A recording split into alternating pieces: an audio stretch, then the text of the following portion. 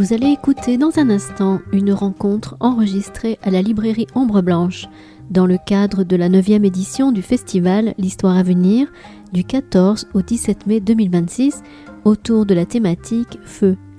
La séance s'ouvrait avec une lecture proposée par un ou une libraire d'Ombre Blanche en lien avec la thématique de la table ronde. Bonne écoute.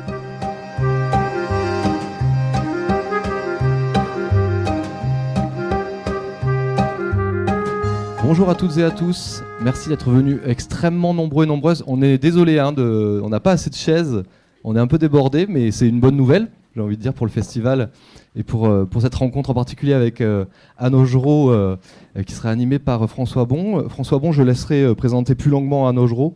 En un mot, François est membre du comité scientifique du festival L'Histoire à venir. Il est préhistorien à l'université du Mirail, Toulouse, Jean Jaurès. Voilà, donc je laisserai la rencontre se dérouler après. Juste un petit mot, nous, à la librairie, ce qu'on a prévu de faire avant chaque rencontre, c'est une lecture faite par nos libraires, d'extraits en relation, en lien avec la thématique du festival. Et pour cette rencontre, c'est Joël, qui est libraire en littérature à la librairie, qui va nous lire un extrait de son choix. Merci beaucoup, bonjour. Je vais vous lire un extrait de mon choix, effectivement. Je vous dirai le titre après. On va ménager un minimum de suspense. Je m'excuse tout de suite, il sera principalement question de messieurs, et donc en contradiction avec le sujet du jour. Mais en fait, c'est peut-être pas plus mal qu'il soit question uniquement de messieurs. Donc cela s'appelle Atomic Firecracker. Vous croyez déjà posséder le pétard. Vous me demandez de vous mener à une chose qu'en vérité vous estimez déjà acquise. Mais vous, messieurs, vous ne possédez rien. Vous avez l'idée d'un pétard, vous en êtes amoureux, mais qu'avez-vous de concret ? Vous avez une énergie effroyable, elle réside à l'intérieur de la matière. Vous l'avez découverte ainsi qu'un gamin découvre le fusil de chasse dans le placard de son père et vous brûlez d'envie d'utiliser cette arme, impatient, tout de suite. Pour le faire, vous seriez prêt à pointer la Winchester contre Moustique. Y a-t-il un meilleur emploi ? Nous sommes en guerre, situation parfaite. Vous la résoudriez en un instant, comme en un claquement de doigts. Alors oui, fabriquons une bombe. Une bombe. Une bombe. Première question. Mettre fin à la guerre, est-ce vraiment ce qui vous importe le plus ou est-ce juste l'occasion d'utiliser le fusil de votre père ? Seconde question. Vous êtes-vous regardé ? Vous avez beau être des scientifiques renommés, vous avez les yeux luisants, le cœur qui bat à la chamade, vous vous considérez comme une secte secrète, vous me convoquez dans un appartement, vous fermez les rideaux, vous êtes émus comme des gamins de 13 ans qui s'apprêtent à tirer le feu d'artifice à la fête du maïs, et vous me dites, plein d'enthousiasme, que vous emploierez peut-être de l'uranium, peut-être du plutonium, peut-être du deutérium, du tritium, et peut-être que sais-je d'autre, que vous les réunirez comme des courgettes et des choux-fleurs dans la soupière familiale. Voilà. Assaisonner et servir. Mais tiens, le hasard veut que vous ayez besoin d'un cuisinier au fourneau et que vous vous adressez à moi. Parfait.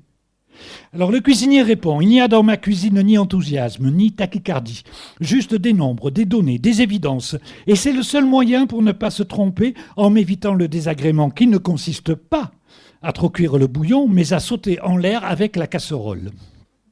Le cuisinier répond aussi, pour réussir la recette du pétard, il faut créer 100 pétards différents, ce qui impliquerait un coût financier gigantesque. Et le cuisinier répond ensuite, pour éviter les erreurs, des expériences, des tests sont nécessaires. Et où les ferez-vous ? Dans votre garage ? Où testerez-vous l'arme la plus puissante jamais créée ? Vous risquez d'inonder des radiations des millions d'Américains. Est-ce le prix à payer pour sauver les Américains ? Vous êtes venu me demander si un pétard nucléaire est possible. Je peux vous dire qu'en fait, c'est une hypothèse très lointaine et très vague, surtout uniquement théorique, entièrement à démontrer.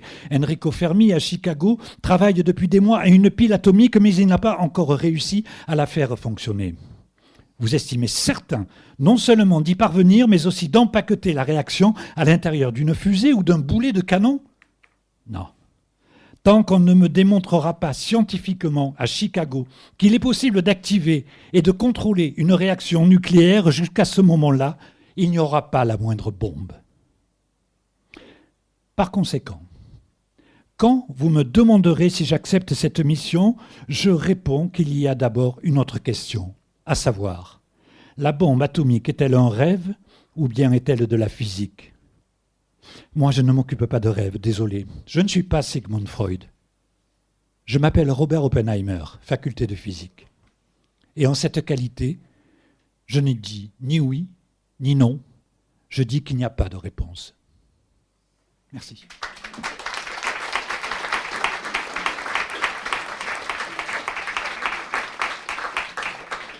Oui, pardon, c'était un extrait de du magnifique livre de Stefano Massini, Manhattan Project, qui, comme son nom l'indique, raconte l'aventure de la bombe atomique. Merci d'être là si nombreux. Je vais juste faire une intervention que vous avez souvent entendue, qui est parfois compliquée aussi pour à nous de la ressasser, mais qui est extrêmement importante. Et donc je vais vous la présenter un petit peu différemment. Donc vous le savez, le festival est organisé par la librairie Ombre Blanche, qui nous reçoit là en ce moment, par l'Université du Mirail, par le Théâtre Garonne et par les éditions Anacarsis.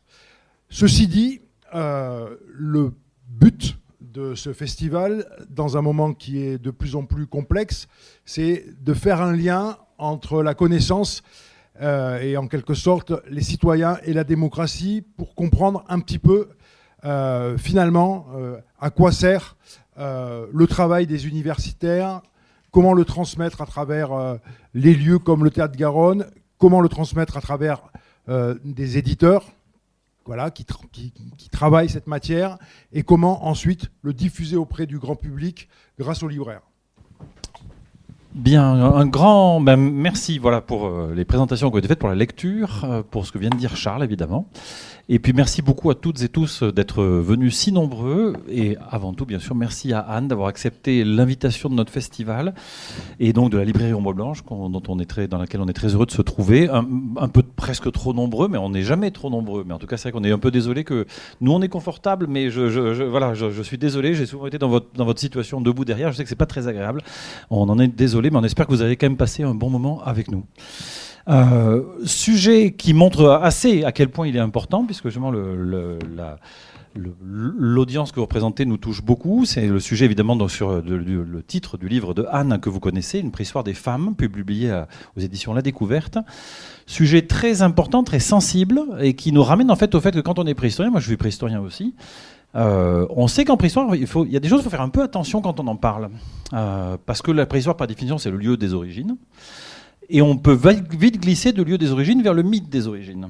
Et la question, par exemple, des rapports hommes-femmes, on sait très bien que quand on fait une conférence comme celle que tu vas nous faire aujourd'hui, quand on s'adresse dans les cours, on sait que quand on aborde ce genre de sujet, on touche des sujets très sensibles et qui peuvent être facilement instrumentalisés, récupérés, éventuellement, mal interprétés. Et donc, je suis, en tant que préhistorien, particulièrement heureux que ce livre existe, parce que, vraiment, et je te le dis avec toi du fond du cœur, parce que c'est un sujet très important, sur lequel il y a pu y avoir d'autres ouvrages avec lesquels j'étais nettement moins en accord, et je suis très content que ce livre existe sur un tel sujet. Je le suis aussi par la nature de ce livre, qui est un livre dont je pense que dans sa nature même, il va faire date. Parce que c'est un vrai essai de paléosociologie. Souvent, les livres de préhistoire, aussi passionnants soient-ils, sont quand même on raconte une histoire, et on la raconte un peu dans une forme de chronologie. On vous dit, voilà, ça a commencé là, il s'est passé ça, puis après il y a eu ci, etc., etc. Alors que là, il suffit de feuilleter la table des matières de ce livre. Pardonnez-moi. Regardez, je vous lis la table des matières, vous allez vite comprendre que c'est un livre qui, par ses entrées même, est un livre rare en préhistoire. Enfance, mariage et maternité, alimentation et santé, travail, violence, identité sociale. Le tout sur 300 000 ans. Donc c'est un vrai essai de paléosociologie qui est absolument passionnant. Et vraiment, je remercie beaucoup Anne de l'avoir écrit. Et je remercie beaucoup d'être là pour le présenter. Alors Anne, il faut dire quelques mots de qui tu es. Même si beaucoup ici te connaissent déjà. Donc tu es néolithicienne, proto-historienne telle qu'on le dit à Paris, parce qu'il y a un petit débat sémantique sur, mais bon, on va pas rentrer là-dedans, c'est pas notre sujet. Donc tu es néolithicienne, autrement dit, tu travailles sur, au départ, les populations d'agriculteurs, éleveurs, sédentaires, ceux qui ont inventé les terroirs, voilà, en Europe, et notamment toi plutôt sur les phases anciennes du néolithique, dans le bassin parisien, sur lequel tu avais consacré ta thèse, si je dis pas de bêtises. Tu es une archéologue de terrain aussi, travaillant à l'INRAP. Tu as dirigé beaucoup de chantiers associés au laboratoire Temps de Paris. Et tu avais commencé, donc ta thèse elle date, elle date de 93, je crois qu'elle a été dirigée par Marion Lichardus. Pour le coup, elle était vraiment sur le néolithique. Et en 2010, alors il faut que je remette mes lunettes parce que non, je n'arrive pas à lire correctement. Hein. En 2019, tu as écrit un premier ouvrage qui a fait date sur la condition des femmes au néolithique. Pour une approche du genre dans le néolithique européen, en fait ça c'était ton HDR, l'habitation à diriger des recherches, mais ça a été publié ensuite dans une version remaniée, mais en tout cas publié sous le titre de Femmes néolithiques, le genre dans les premières sociétés agricoles. Et c'était déjà un premier essai extrêmement intéressant, mais qui à ce moment-là se cantonnait au néolithique, même s'il y avait des réflexions qui débordaient très largement. Ensuite, avec Christophe Darmanjat, que certains ici connaissent, tu as publié aussi en 2022, donc l'année suivante, Aux origines du genre, enjeux, méthodes et controverses, aux éditions à la vie des idées. J'ai oublié de dire que le précédent était au CNRS Éditions. Et donc là, tu t'es installé comme quelqu'un qui est aujourd'hui une des penseurs. Je mets bien le E à penseur, penseuse, comme tu veux, penseuse, voilà. Mais je voulais qu'on entende le E, mais je ne sais pas s'il fallait passer par un biais ou par un autre, sur la question du genre dans les sociétés préhistoriques. Et donc c'est de cela dont tu vas nous parler à travers donc ce nouvel ouvrage, là beaucoup plus ample dans ses ambitions, donc dont j'ai déjà donné le titre. Alors première question, voilà, parce que je pense comme tu viens des études néolithiques. On a beaucoup parfois avancé que le néolithique, c'était le moment de la domestication de l'homme par l'homme, et plus précisément de la femme par l'homme. En tout cas, c'est des théories qui ont pu être avancées au moment où effectivement, l'asservissement par le travail aurait conduit à des formes d'inégalité sociale accrues par rapport au monde des chasseurs-cueilleurs. Comment tu te positionnes par rapport à ça ? Est-ce que c'est ça qui t'a amené d'ailleurs à partir dans cette direction de réflexion ? Est-ce que le fait d'être néolithicienne est un lieu à partir duquel tu regardes vraiment ton objet de cette façon-là ? Absolument. Je suis partie d'un certain nombre de questions, dont l'une est effectivement celle que tu as rappelée, qui était quelles sont les données archéologiques qui permettent de documenter cette idée que tu viens de rappeler, que les femmes auraient été asservies par les hommes avec le néolithique, donc avec la domestication, la mise en place de la domestication, de la sédentarité et de l'agriculture. Et je me suis demandé la question suivante, je me suis posé la question suivante, que disent les données archéologiques à ce sujet ? Parce qu'en fait, c'est des affirmations comme une autre affirmation qui consiste à dire que pour le paléolithique, pour les chasseurs-cueilleurs, eh bien, il n'y avait pas de domination, il n'y avait pratiquement pas de division sexuée du travail, les femmes et les hommes agissaient à parité. Donc cette seconde question, elle découle en fait de la première. Et là encore, je me suis demandé quelles étaient les données archéologiques qui permettaient d'affirmer ça. Donc ces deux idées, elles ne sont pas récentes, elles sont extrêmement anciennes même, en tout cas depuis qu'on commence à penser les rapports entre les hommes et les femmes, à partir du moment où on a commencé à penser nos sociétés anciennes, c'est-à-dire à partir du 19e siècle, et notamment Engels, que vous connaissez sans doute, dans son histoire de la... Un livre très, très important d'Engels disait que... Dialectique de la nature ? Non. Histoire de la famille et de... J'ai un trou. C'est bête. Oui, bon, bref.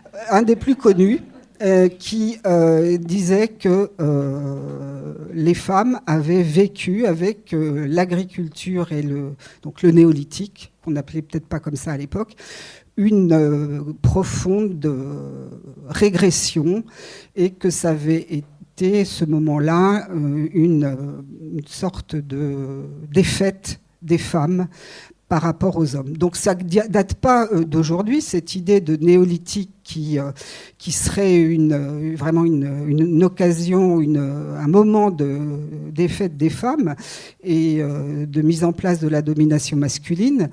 De même que pour le paléolithique, les chasseurs-cueilleurs rêvaient comme étant des sociétés tout à fait égalitaires, notamment dans les rapports hommes-femmes. Là encore, il y a tout un tas de mythes qui en parlent. Et ça a été aussi repris par un certain nombre de penseurs, de juristes. Il y a Johann Bachofen, qui était un juriste suisse et qui a beaucoup, effectivement, pensé que eh bien, au départ, les femmes étaient au moins les égales des hommes. Ça ne veut pas dire qu'il pensait que c'était bien, puisqu'il va ensuite dire, et d'autres après lui, que heureusement qu'il y a eu le patriarcat pour mettre un petit peu d'ordre là-dedans.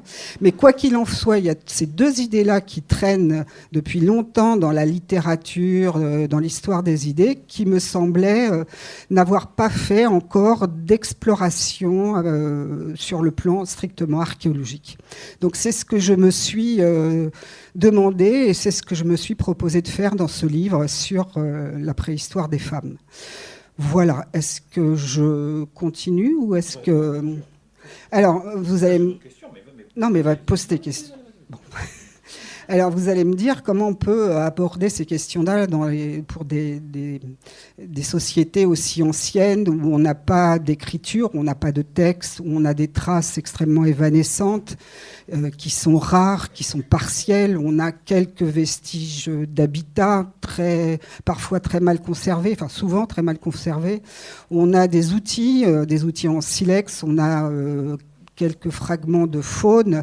On a aussi des individus, enterrés ou non, des individus humains, des hommes, des femmes, des enfants.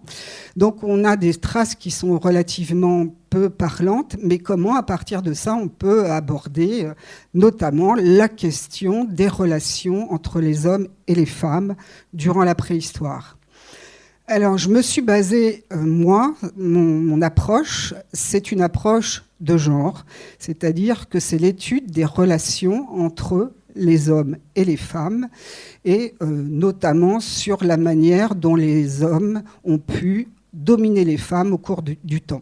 La domination masculine, c'est pas une élucubration, c'est vraiment quelque chose qui existe depuis très longtemps. On connaît des exemples, les historiens en ont largement parlé, les sociologues aussi, les ethnologues aussi, les anthropologues aussi. La domination masculine, c'est vraiment quelque chose qui irrigue beaucoup toutes les sociétés humaines, qu'il s'agisse des sociétés actuelles ou des sociétés passées.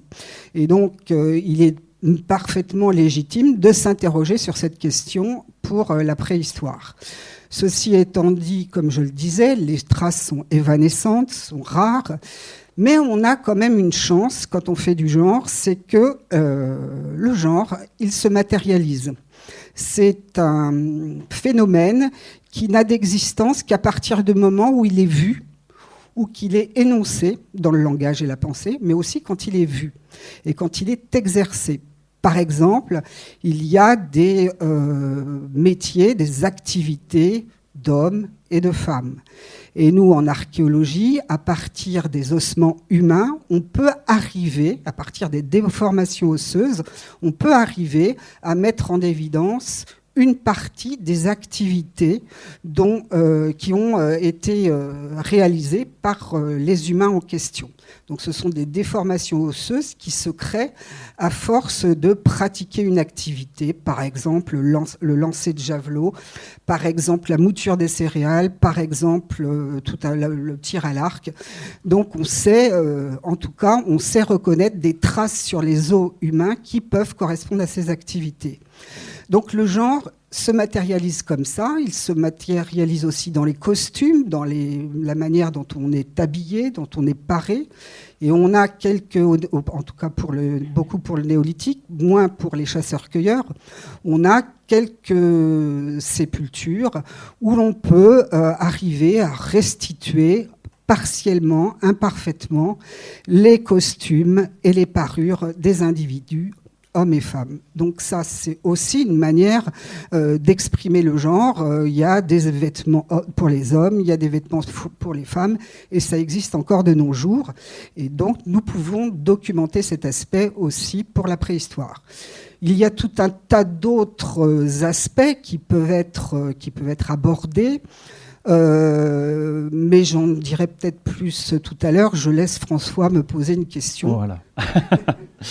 Alors, il va de soi, et que même si ton entrée, c'est le point de vue situé de la question des femmes et du genre, mais évidemment c'est une dialectique, comme je viens de le dire, entre le registre masculin et le registre féminin dans les activités, ça va de soi.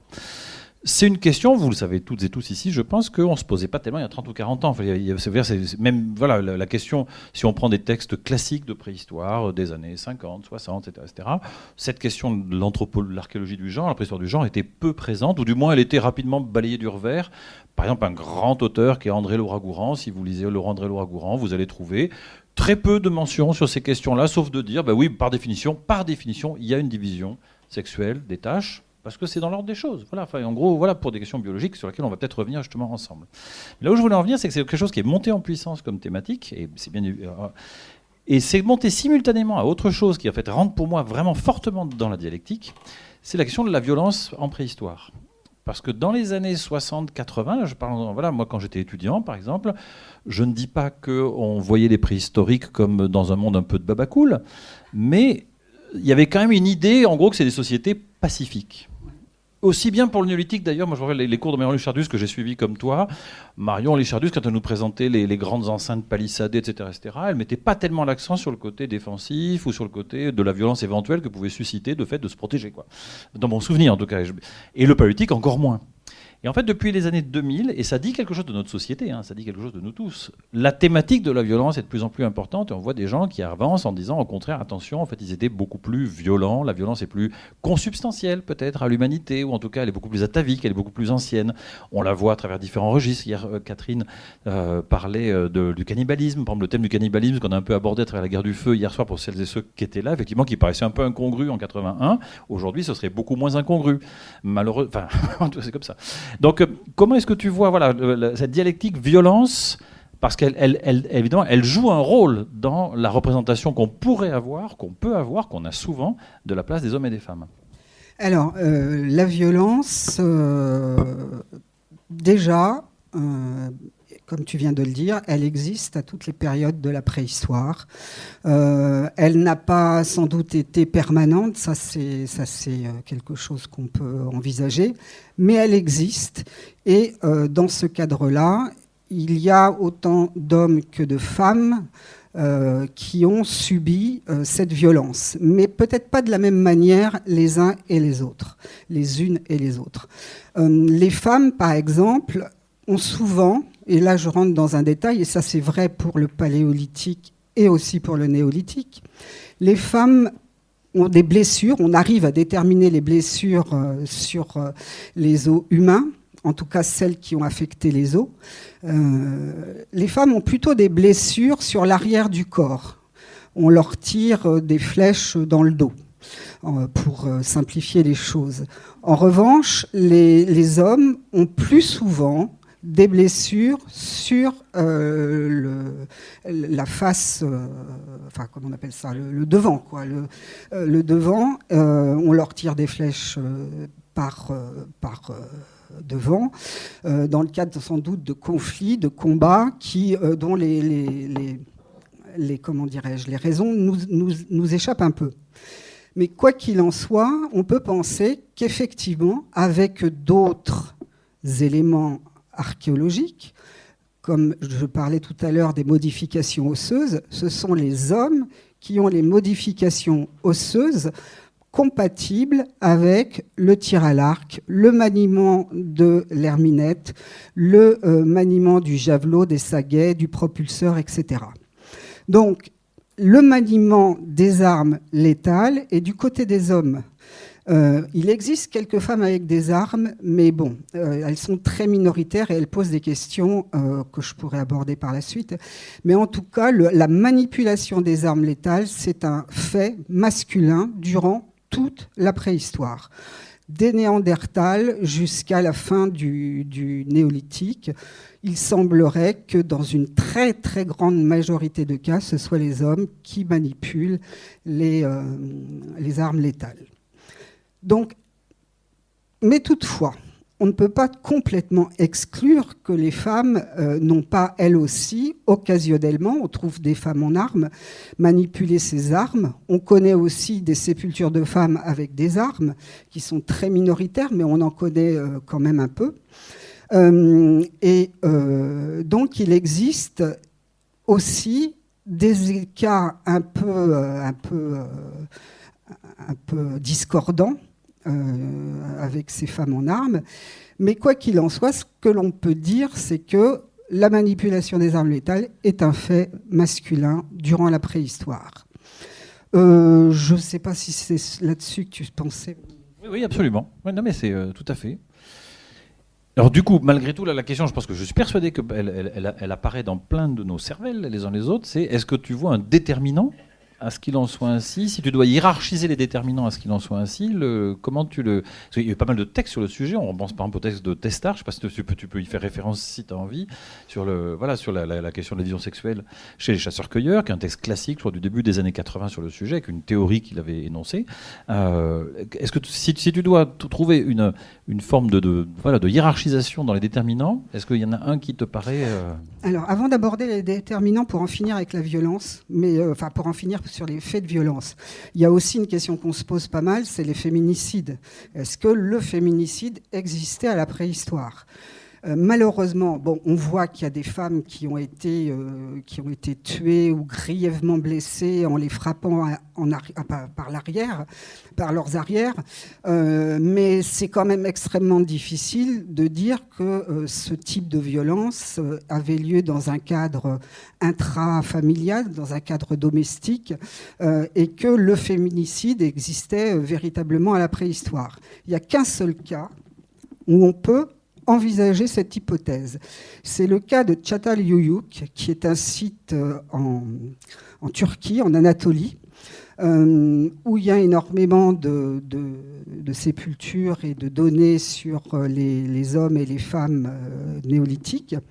Et l'une des études met en évidence le fait que les hommes ont des blessures jeunes, mais les femmes ont des blessures tout au long de leur vie. Et l'une des hypothèses développées par les archéologues qui ont étudié ce site, c'est que peut-être les femmes ont été victimes tout au long de leur vie d'actes de violence intrafamiliale, intradomestique, domestique, etc., etc. C'est le seul cas un peu tangible où on peut envisager ce type d'interprétation.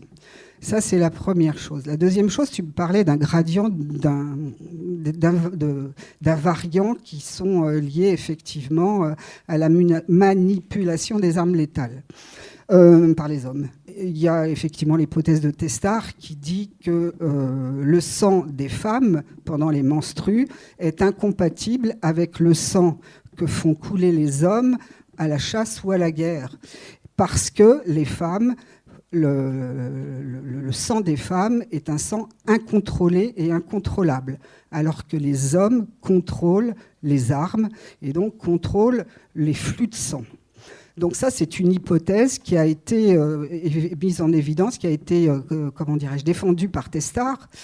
Ceci étant dit, cette hypothèse, pourquoi pas, mais il y en a d'autres. Et il y en a une autre qui est la nécessité absolue d'une division sexuée du travail pour que les hommes et les femmes puissent se reproduire, donc reproduire la société dans sa globalité. Et dans ce cadre-là, on peut envisager qu'il y ait eu une division du travail où les hommes prenaient tous les risques de la chasse, les risques de la guerre, les risques d'aller dans des territoires plus ou moins connus, tandis que les femmes, en charge de la maternité et donc de la reproduction sociale, étaient moins soumises on les soumettait beaucoup moins souvent à un risque de ce type. Et ça, je pense que malgré tout, c'est un élément extrêmement important et c'est un élément qui explique un peu les choses. Il y a eu des modélisations qui ont été faites sur et si on partageait le risque entre les hommes et les femmes dans les sociétés de chasseurs-cueilleurs, ou si on donnait aux femmes toutes les activités à risque, et on a comparé ces modélisations sur le long terme, sur plusieurs générations, et les résultats montrent que les sociétés, les groupes humains où les femmes prennent en charge la moitié jusqu'à la totalité des activités à risque, eh bien, les sociétés, les groupes humains avaient toute chance de disparaître très rapidement. En revanche, lorsque ce sont les hommes qui prennent en charge ces activités, eh bien, le groupe a une chance de se maintenir sur la longue durée. Donc ça, c'est quelque chose qui a été modélisé dans un livre qui vient de paraître, qui s'appelle « Pourquoi les Amazones n'existent pas ?»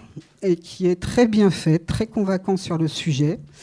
Tout ça pour dire que ça va à l'encontre de tout ce qu'on entend par ailleurs sur les femmes préhistoriques, qui seraient des femmes puissantes, qui seraient des femmes absolument, qu'on entend parfois, pas toujours, mais parfois, souvent quand même, et qui vivraient de la même manière que les hommes et partageraient à égalité toutes les activités nécessaires à la survie du groupe. Il semblerait que ça ne soit pas possible. Ça ne soit pas possible démographiquement. Et là, ça a véritablement été démontré.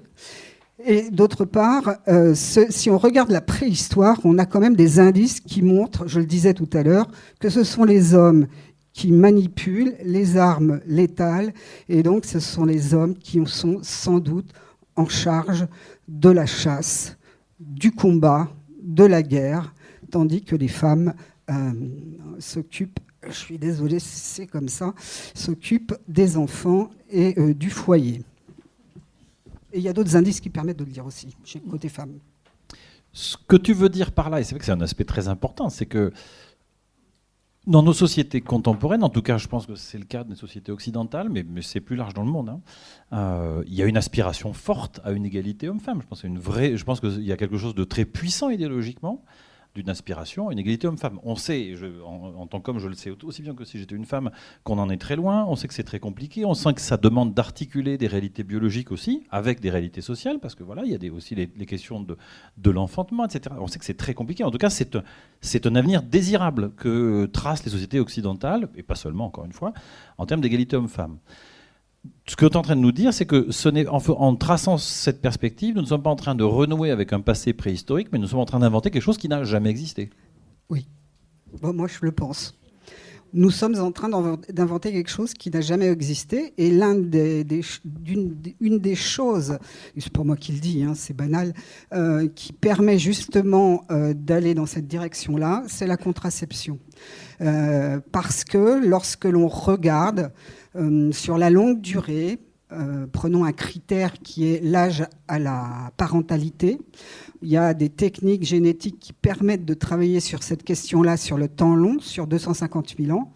Eh bien, il y a une caractéristique absolument constante, c'est que les femmes ont des enfants beaucoup plus jeunes que les hommes. Il y a les différences. En moyenne, les femmes, c'est assez stable sur les 250 000 ans. Les femmes ont des enfants en moyenne, ce sont des moyennes, à 23 ans, alors que chez les hommes, c'est plutôt aux alentours de 30 ans. Donc il y a quelque chose qui montre que, je ne dis pas que les femmes ont été contraintes et forcées de faire des enfants, mais en tout cas, compte tenu que l'âge de la parentalité est beaucoup plus jeune en moyenne chez les femmes, on a sans doute, pour les besoins de la reproduction du groupe, on a sans doute mis à profit l'entièreté de la période de fécondité des femmes, depuis depuis la puberté jusqu'à la ménopause. Et véritablement, ce type d'information nous dit ça. Alors, est-ce que ça s'est fait dans des cadres de contraintes ? Est-ce que ça s'est fait par des choses ? Certainement. Certainement. Et puis, il y a autre chose aussi qui est très important dans ce cadre-là, c'est que nous avons donc les hommes, et ça j'insiste là-dessus, qui monopolisent les armes létales, mais il y a aussi des systèmes de mariage patrilocaux. Et c'est vraiment une tendance importante de la préhistoire, depuis la préhistoire la plus ancienne, enfin en tout cas celle que j'ai examinée à partir de 300 000 ans, moins 300 000 ans. Les mariages, les femmes circulent beaucoup plus que les hommes. Et elles circulent sans doute pour se marier. Donc on a une circulation des femmes, on a la manipulation des armes létales, on a la jeunesse des femmes à la procréation. Et ces trois éléments-là sont des éléments constitutifs de la domination masculine telle qu'elle a été observée en anthropologie. La circulation des femmes, les hommes ont donc le monopole des armes létales et ils ont donc une supériorité en matière de politique étrangère et de coercition.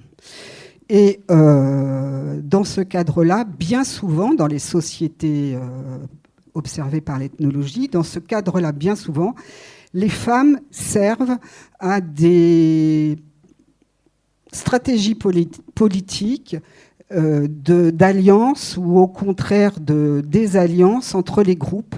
Et donc les hommes doivent pouvoir disposer des femmes pour ces échanges. Et donc on a très, très majoritairement à travers le monde des sociétés, des systèmes de mariage qui sont patrilocaux, c'est-à-dire que c'est la femme qui va vivre chez son mari, dans le village de son mari, dans la localité de son mari. Donc ces trois éléments-là, mariage patrilocal, manipulation masculine des armes et jeunesse des femmes à la procréation, je pense que, et ça c'est constant sur l'ensemble de la préhistoire, je pense que la domination masculine existait à la préhistoire. Peut-être là, un point de méthode important, c'est comment est-ce qu'on peut aborder cette question de la patrilocalité du point de vue des traces et des restes. Voilà, parce que c'est une dimension très, très importante, effectivement, que tu développes très bien dans l'ouvrage. Mais comment on parvient à la conclusion que tu viens d'énoncer ? Alors, il y a plusieurs méthodes. On pratique des analyses chimiques sur les ossements humains, donc, qui permettent de dire, on mesure la teneur en strontium, qui est donc un élément chimique qui est dans les sols, et qui permet de dire, en fonction de la configuration de cet élément chimique, si la personne qu'on a analysée et qui a été découverte dans un site quelconque est locale ou au contraire, est-ce qu'elle vient de l'extérieur ? Donc ça, c'est le premier élément qui indique que les femmes ont plutôt une origine non locale, alors que les hommes ont plutôt une origine locale. Et ça, c'est vrai. Pour Néandertal, il y a quelques exemples. C'est surtout mis en évidence pour le néolithique, parce qu'on a beaucoup de données pour le néolithique. On en a beaucoup moins pour les époques antérieures. Mais quoi qu'il en soit, chimiquement, les femmes sont beaucoup plus fréquemment non locales que les hommes. Ça, c'est la première chose sur les aspects chimiques. Et puis, il y a la génétique aussi, la génétique des populations. Les ADN mitochondriales sont beaucoup plus diversifiés. Donc, c'est les ADN, les haplogroupes qui sont transmis par la mère sont plus diversifiés que ceux du chromosome Y, donc transmis par le père. Et les généticiens interprètent ça comme une circulation plus importante des femmes au sein d'une population. Et puis il y a aussi maintenant des analyses génétiques qui se sont faites au niveau du cimetière, notamment d'un cimetière néolithique qui s'appelle Gurji, dans la vallée de l'Yonne. On arrive à tracer les lignages père-fils sur 7 générations. donc les pères et les fils, ont été enterrés à cet endroit, dans ce cimetière, alors que la plupart des femmes n'appartiennent pas à ces lignées et donc viennent de l'extérieur. Donc on arrive maintenant véritablement à des analyses extrêmement fines sur l'origine des individus, sur différentes périodes, notamment pour le néolithique, mais pas seulement. Alors, une question aussi que tu abordes longuement dans l'ouvrage, évidemment, qui est centrale, c'est quand et comment devient-on un individu féminin ou masculin ? En gros, qu'est-ce que c'était qu'être une petite fille ou un petit garçon en préhistoire ? Est-ce que nous, préhistoriens, on peut s'en faire une idée ? Alors on pourrait s'en faire une idée précise si on arrivait à déterminer le sexe des enfants, qui ne sont pas facilement déterminables par les études ostéologiques habituelles. On arrive à bien déterminer des hommes et des femmes à partir du moment où ils ont environ 16 ans, puisque c'est a priori vers cet âge-là que les caractéristiques du bassin deviennent féminins ou masculins. Mais malheureusement, avant, les enfants n'ont pas ces caractéristiques-là puisqu'ils n'ont pas fini leur croissance et on a du mal à déterminer le sexe. Donc on a des éléments qui permettraient d'envisager qu'effectivement il y ait plutôt des jeux masculins, plutôt des jeux féminins pour les petites filles et les petits garçons, par exemple, mais qui ne sont pas directement fondés sur les individus. Or, l'approche du genre, c'est quand même une fondation qui doit se faire sur les populations, sur les individus dont on dispose archéologiquement. Là, indirectement, on voit qu'il existe ce qu'on appelle les propulseurs, qui sont des petits, enfin pas des petits d'ailleurs, qui sont des instruments qui permettent d'envoyer un projectile de manière plus forte et plus précise et plus loin qu'en le lançant simplement avec le bras. Et ces propulseurs, eh bien, il y en a des grands pour les adultes et il y en a des petits qu'on pense être des propulseurs d'enfants, à destination d'enfants.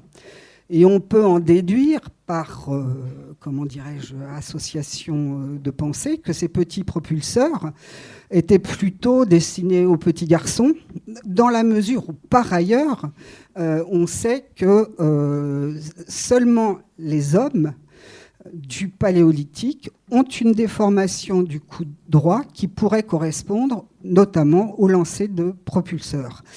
Donc, et cette déformation est suffisamment importante pour qu'elle ait été initiée durant l'enfance, la fin de l'enfance en tout cas. Donc, par déduction successive, on peut penser effectivement qu'il y avait des activités de garçons et des activités de filles. Malheureusement, pour les filles, on a beaucoup de mal à déterminer quelles auraient pu être ces activités. On n'a pas de propulseur qui permettrait ni l'équivalent féminin de cette activité. Ceci étant dit, ce qu'on peut dire, c'est que par rapport aux hommes, les femmes ont plutôt des déformations sur les deux bras. C'est vrai pour le Paléolithique, c'est vrai pour le Mésolithique, mais aussi pour le Néolithique. Et pour le Néolithique, là encore, les déformations sont telles qu'il pourrait s'agir d'activités menées dès l'enfance. Et on pense notamment à la mouture du grain avec des meules fixes qu'on met par terre et qu'on manipule en mettant le grain, voilà, par exemple, comme ça. Donc voilà ce qu'on peut dire sur ces activités qui ne sont pas... Oui, même si c'est difficile évidemment de faire le raccord. Alors, juste peut-être pour notre auditoire, de dire qu'effectivement il y a des domaines sur lesquels on peut aller assez loin dans les réflexions sur la transmission, c'est par exemple la taille de la pierre. Parce que c'est vrai que l'avantage de la taille de la pierre, c'est qu'un silex, quand on le taille, ou un silex ou une autre roche en tout cas, on peut essayer de déterminer les niveaux de savoir-faire et donc on peut essayer de rentrer un peu dans des pratiques d'apprentissage. Et je pense là aussi, là tu consacres quelques moments de réflexion à cette question de l'apprentissage de certaines techniques essentielles comme la taille de la pierre. Tout à fait. mais il reste néanmoins difficile de dire si c'est plutôt un apprentissage pour les filles ou pour les garçons. Quoi qu'il en soit, si on prend le paléolithique récent, et tu me diras si je dis une bêtise, on a dans certains campements comme celui de Pincevent, différents, comme tu viens de le dire, différents niveaux de taille de silex, de savoir-faire.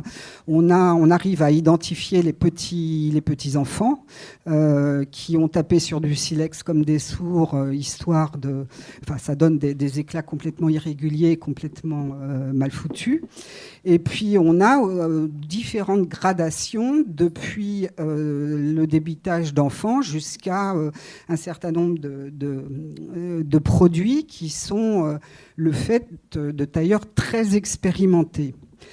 Ce que l'on peut penser, c'est que peut-être les niveaux de débitage de taille intermédiaire, donc qui sont ni experts ni franchement maladroits, pourraient être peut-être ceux de femmes, parce qu'on voit mal comment, si les hommes étaient les seuls à tailler le silex, on voit mal comment elles auraient pu attendre que ces messieurs veuillent bien leur tailler une lame pour faire un grattoir pour gratter les peaux. Il est probable, même si la fabrication des armes, encore une fois, est certainement un travail masculin, la fabrication des outils du quotidien pourrait être, sans certitude, une activité féminine, notamment féminine, pour leurs besoins quotidiens. Alors, un petit, non pas un pas de côté dans ma question, mais disons, pour aborder encore un autre champ, c'est le lien entre la structuration genrée des sociétés, telle que tu viens de nous la décrire, et l'idéologie de ces mêmes sociétés. Évidemment, les deux c'est pas si simple que ça de faire le lien. Par exemple, prenons là, évidemment, on a plein de collègues qui travaillent sur la Grèce ancienne. Si on prend la Grèce ancienne, il y a des déesses très puissantes. Ça ne veut pas dire pour autant que les femmes grecques étaient forcément très puissantes. Si on rentre dans une église, on voit une vierge très fréquemment, en majesté. Ça ne veut pas forcément dire qu'au XIIe ou XIIIe siècle, à l'époque où ces vierges ont pu parfois être sculptées, que pour autant la femme était dans une telle majesté. Donc la question, c'est pas facile en fait de faire le lien entre la réalité sociale des individus et l'imaginaire, l'idéologie qui s'applique à des principes de masculin et de féminin. Néanmoins, c'est quand même un domaine intéressant aussi à convoquer. Alors comment est-ce qu'a été convoqué par d'autres et par toi cette question du recours à la représentation imaginaire de principes masculins ou féminins ? Alors, pour la préhistoire, il y a une idée assez commune qu'il y avait une célébration de la féminité, de la fécondité, de la de la féminité, de la fécondité, compte tenu du fait qu'il y a beaucoup plus de représentations féminines que de représentations masculines. Or, c'est pas parce qu'il y a des représentations de la Vierge un peu partout que les femmes des sociétés occidentales avaient une manière de vivre, un statut particulièrement développé. Et donc, il n'y a pas de lien direct entre la représentation féminine, même si elle est abondante, et le statut des femmes de chair et de sang dans la société. Ça, il n'y a aucune donnée directe qui permettrait de le dire. Ceci étant dit, c'est vrai qu'on a beaucoup de représentations féminines. C'est bien sûr les statuettes, c'est aussi les gravures comme celle sur la couverture du livre. C'est aussi des vulves dans différentes cavités. Et c'est vrai que c'est quelque chose d'assez divers et important, en tout cas en nombre. Alors, qu'est-ce que ça voudrait dire ? Sur le plan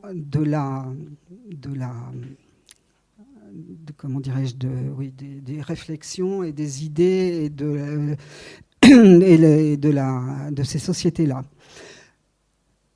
C'est clair qu'il y a une célébration du féminin. Ça, c'est évident. Enfin, moi, je pense que c'est vrai, que cette abondance de représentation féminine est quelque chose qui nous dit que les sociétés préhistoriques, les gravures au sein des grottes ou les peintures au sein de certaines grottes, il y a une centralité du féminin.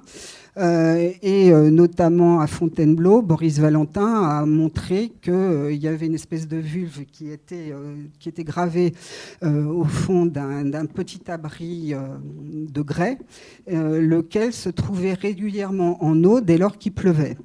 Et il y avait aussi des gravures de chevaux de part et d'autre.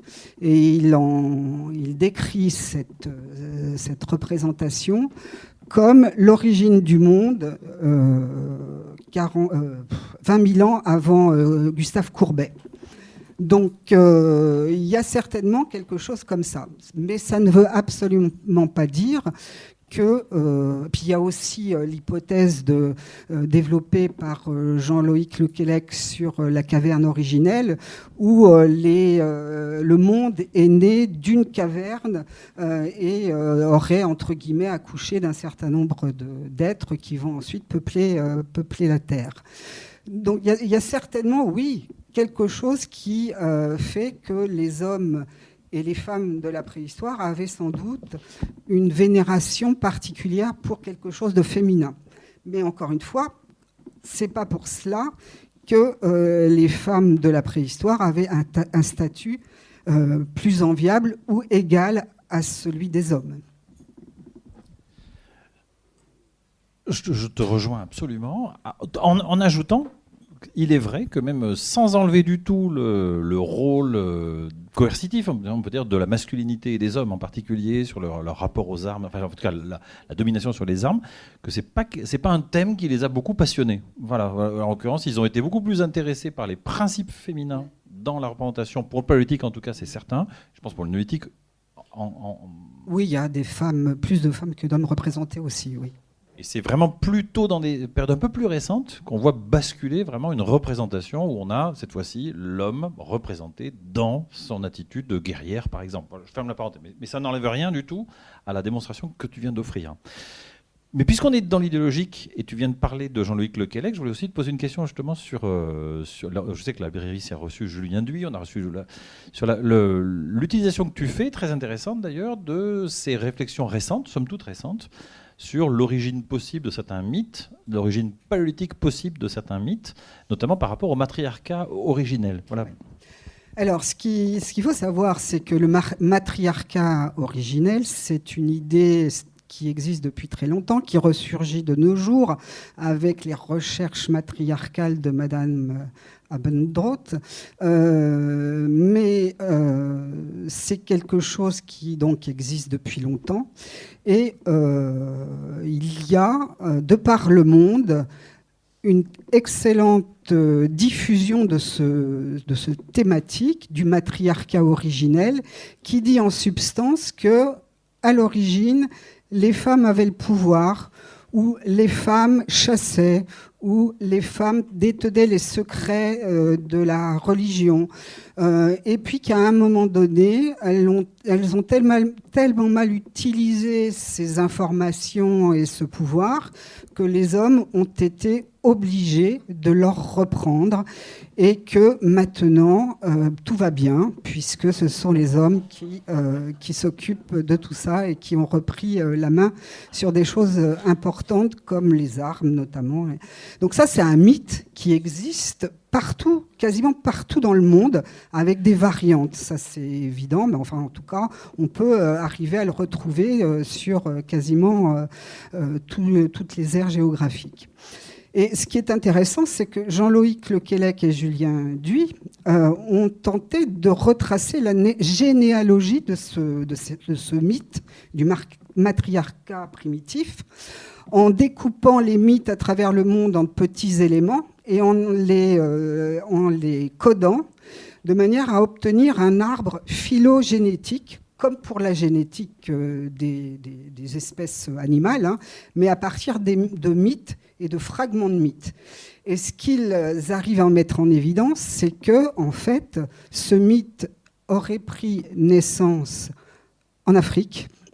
Il se serait diffusé progressivement, en tout cas la distribution de l'arbre phylogénétique du mythe du matriarcat primitif, eh bien, il reprend la diffusion de la migration d'Homo sapiens à partir de l'Afrique jusque dans différentes ères, notamment l'Europe et puis l'Eurasie, l'Asie, etc., l'Océanie évidemment, et que cette diffusion eh bien, d'Homo sapiens correspond à la diffusion donnée par l'arbre phylogénétique du mythe du matriarcat primitif.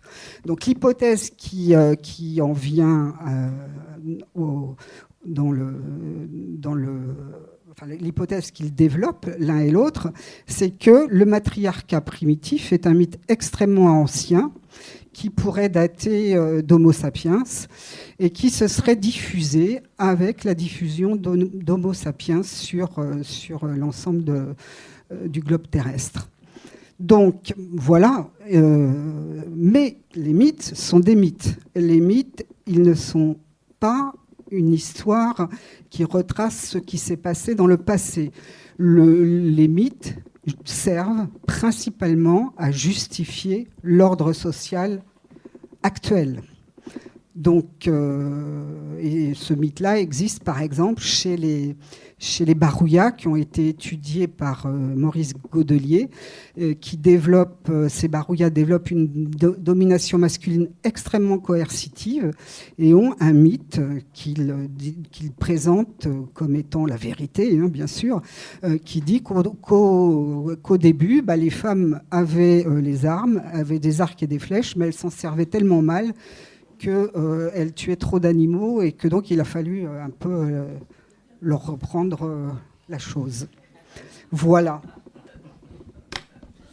Alors, une dernière question avant de passer la parole à la salle. Revenons là sur des terrains de démonstration archéologique où on est un peu plus sécure, parce que là, il faut bien reconnaître que là, sur ces questions mythologiques, c'est des propositions, je trouve, personnellement très intéressantes, mais la démonstration, elle est pas facile à faire. Et voilà, même si, encore une fois, il y a un argumentaire fort dans le travail de Duy, comme dans celui de Lequelec. Mais revenons sur des terrains où on est un peu plus confortable en tant qu'archéologue. C'est par exemple la question d'une grande inégalité que tu soulignes et qui effectivement est bien démontrée dans le terme d'alimentation. Oui. Ça, je trouve que c'est un thème très intéressant. C'est l'accès aux ressources alimentaires, qui est quand même quelque chose d'assez central et qui d'ailleurs n'est pas sans écho avec des sociétés beaucoup plus récentes.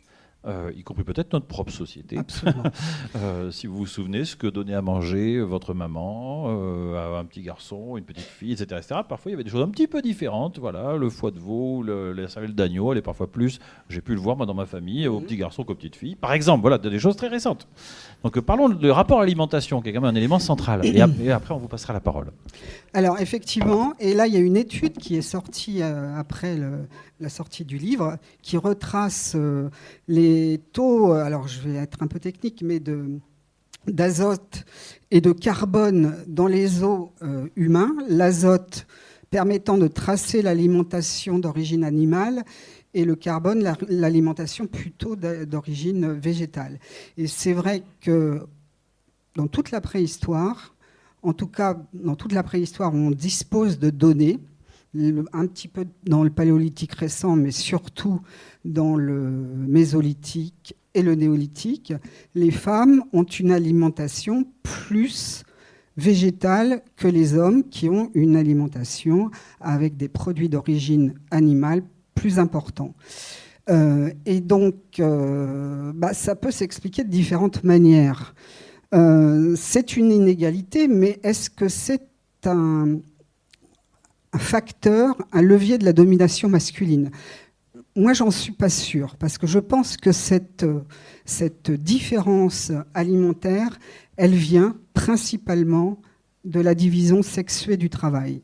C'est-à-dire les hommes chassent et les femmes vont certainement à la cueillette et donc ramènent l'alimentation d'origine végétale. Et comme dans bien des sociétés observées en ethno, les hommes qui chassent, ils mangent une partie de leur, voire une une assez grosse partie du produit de leur chasse.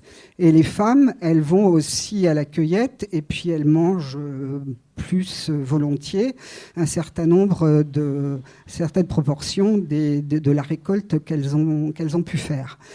Donc, c'est une différence, c'est une inégalité. Est-ce que c'est un levier de la domination masculine, comme ça a pu être dit notamment par Priscille Touraille, qui a fait tout un bouquin là-dessus et qui dit que, effectivement, si les femmes sont plus petites, c'est parce qu'elles ont mangé moins de viande, hein, en caricaturant. C'est vrai qu'il y a un dimorphisme sexuel de taille important entre les hommes et les femmes depuis les origines, hein, depuis l'Australopithèque jusqu'à maintenant. Mais est-ce que c'est le résultat de la division sexuée du travail avec les hommes à la chasse et les femmes à la cueillette, ou est-ce que c'est à 100% un instrument de la domination masculine? Ça a pu l'être sans doute, ça l'est sans doute aussi parfois, mais ça n'est pas expliqué uniquement de cette manière-là, comme une volonté des hommes d'affamer les femmes en quelque sorte. Bien, merci beaucoup Anne pour cette première. Voilà, on peut.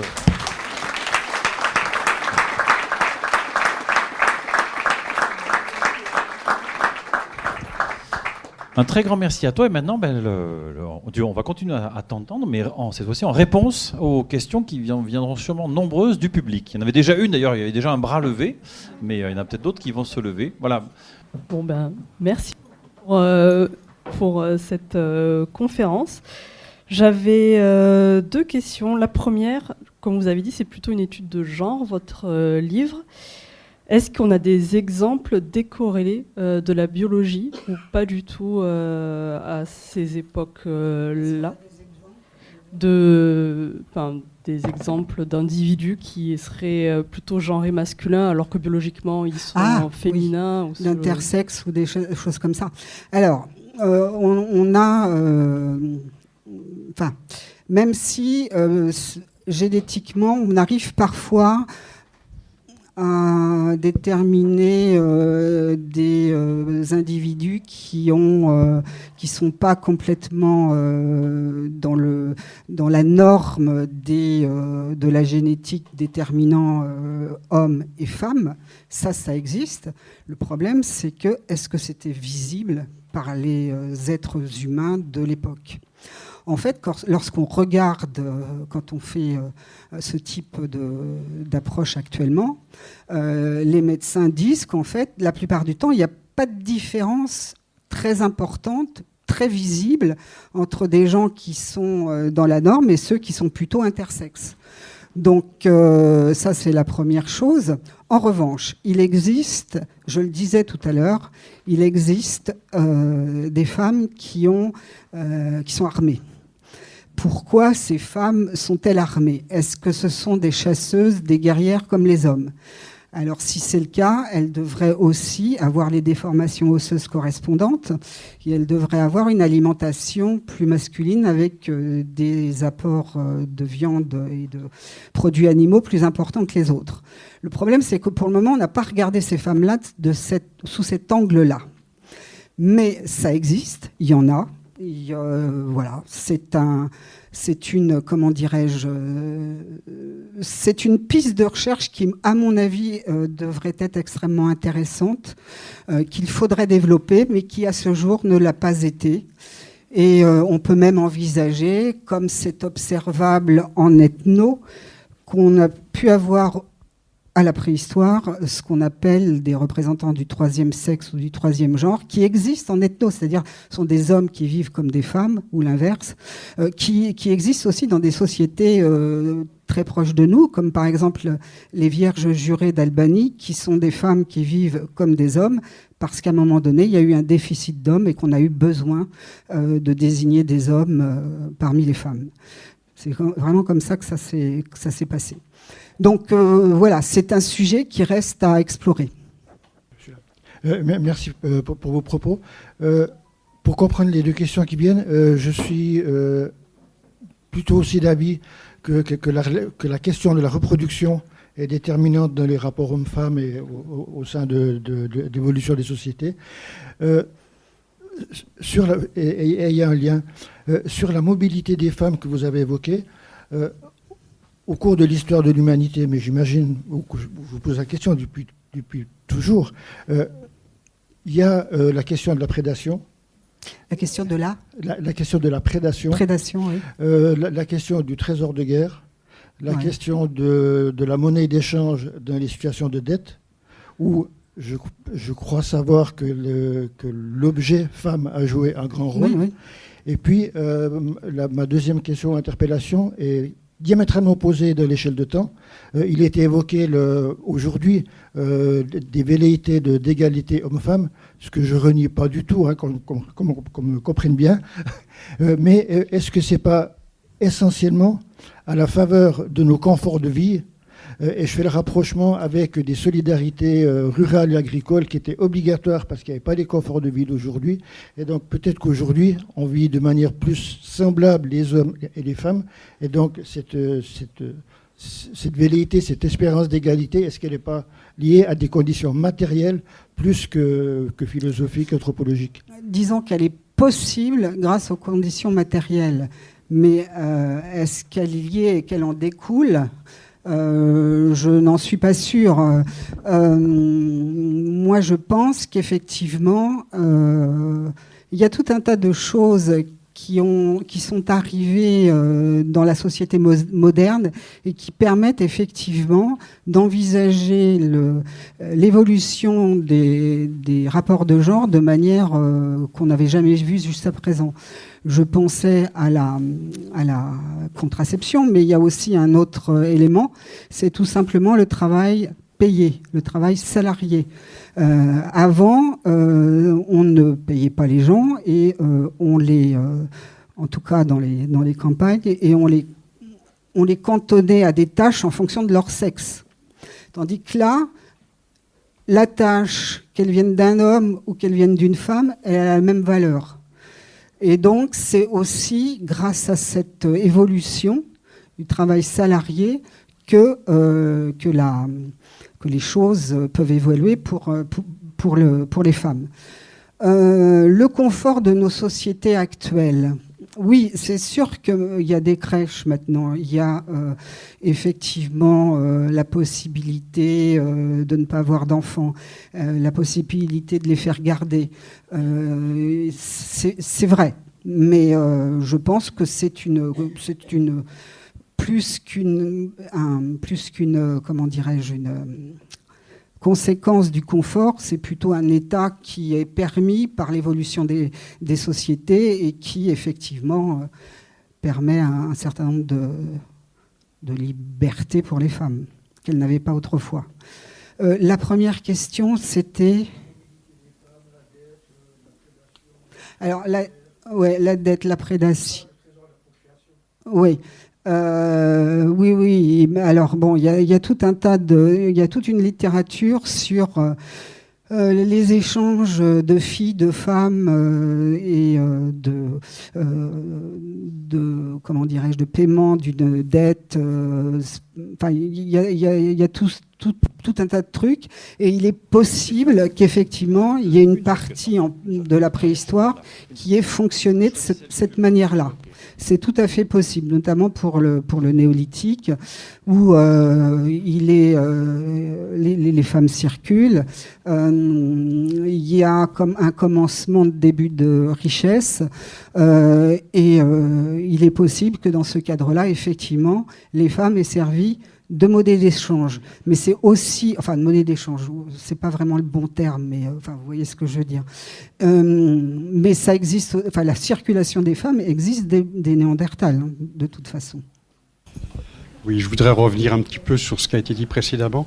Vous avez cité Jacques Testard dans votre exposé, et il me revient à l'esprit une de ses hypothèses dans l'ouvrage qui s'appelle Avant l'histoire. Avant l'histoire, voilà, où en définitive, lui, il pense que un des fondements du pouvoir masculin, c'est au néolithique, enfin je résume, hein, parce que c'est au néolithique en définitive, et quand les hommes se sont aperçus que le fait de cumuler des biens nécessitait ensuite de les transmettre, et alors c'était Starr qui dit, c'est son hypothèse, et que on s'apercevait, enfin, à l'époque, il y avait beaucoup d'enfants qui mouraient en bas âge, et également beaucoup de femmes qui mouraient en accouchant. Ouais. Et donc, son hypothèse c'est à partir de ce moment-là que l'homme a dit que ce n'est pas une, mais plusieurs femmes qu'il lui fallait, de manière à avoir une descendance et pouvoir assurer la transmission des biens. Qu'est-ce que vous pensez? Alors, la transmission des biens, c'est un peu compliqué parce que les questions d'héritage, c'est ça revient à ça, on a beaucoup de mal à les aborder en préhistoire parce qu'on n'a pas de données là-dessus. On peut voir effectivement qu'il y a des filiations père-fils, mais ce sont des filiations biologiques qui ne disent rien sur la filiation de biens ou de patrimoine ou de richesse ou même de fonctions, etc. Donc on n'arrive pas à mettre le doigt là-dessus pour le moment avec les données et avec les techniques qu'on a.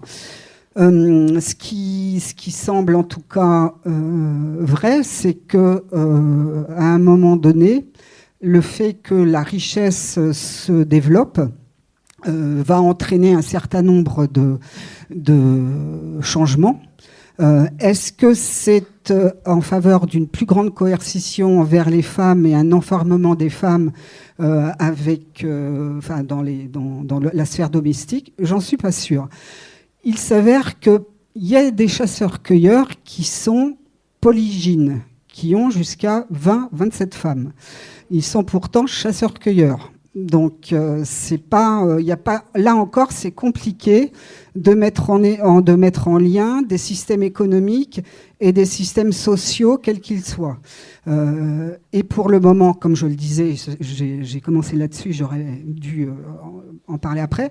Comme je le disais, on n'arrive pas véritablement à mettre en évidence les systèmes de filiation, qu'il s'agisse... Bon, on connaît père-fils, il n'y a pas trop de problème, mais qu'est-ce que ça veut dire socialement? Quel type d'héritage on transmet à ses fils ou à ses filles? Est-ce que c'est des transmissions matrilinéaires, patrilinéaires ou différentes d'un autre type?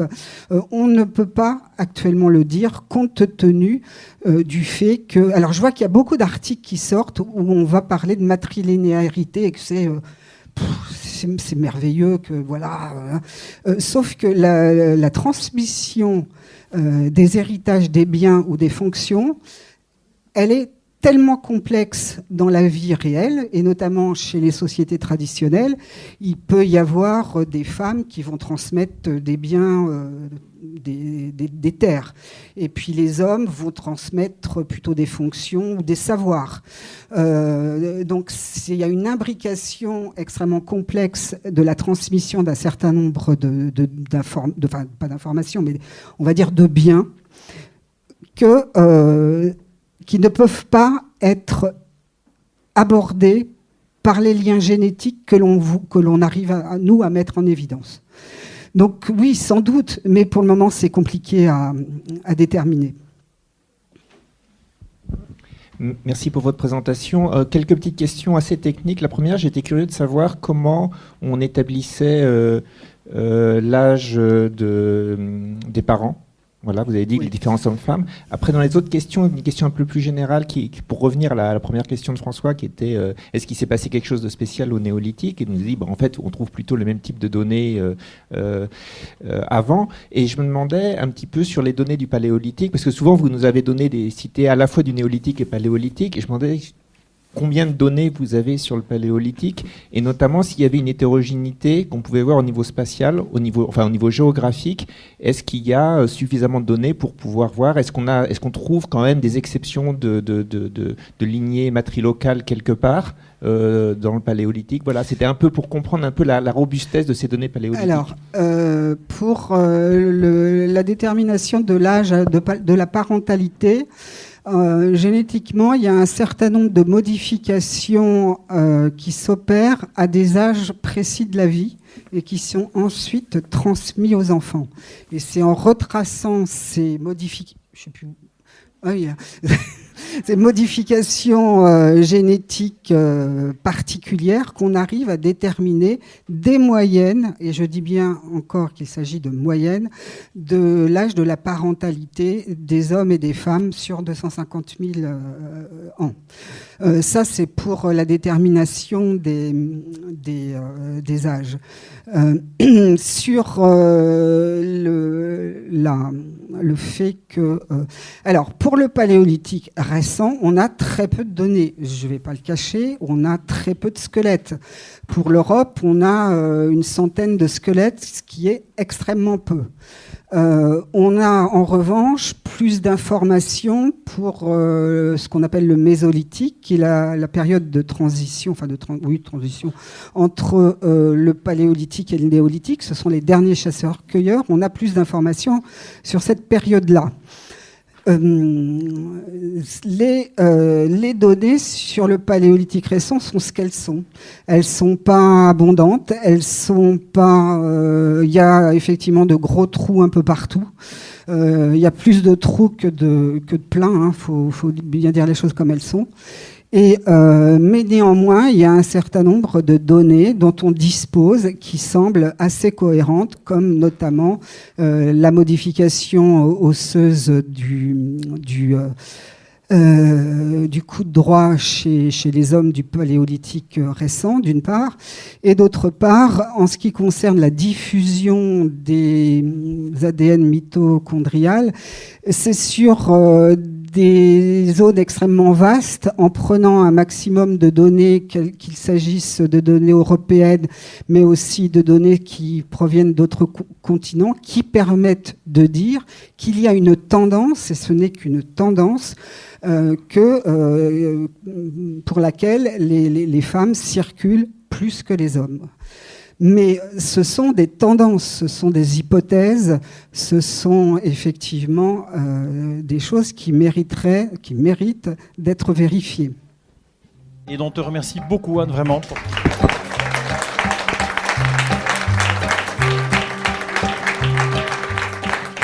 Vous venez d'écouter à l'instant une rencontre à la librairie Ombre Blanche lors de l'édition 2026 du festival L'Histoire à venir, organisé par l'Université Toulouse Jean Jaurès, le Théâtre Garonne, la librairie Ombre Blanche et les éditions Anacarsis.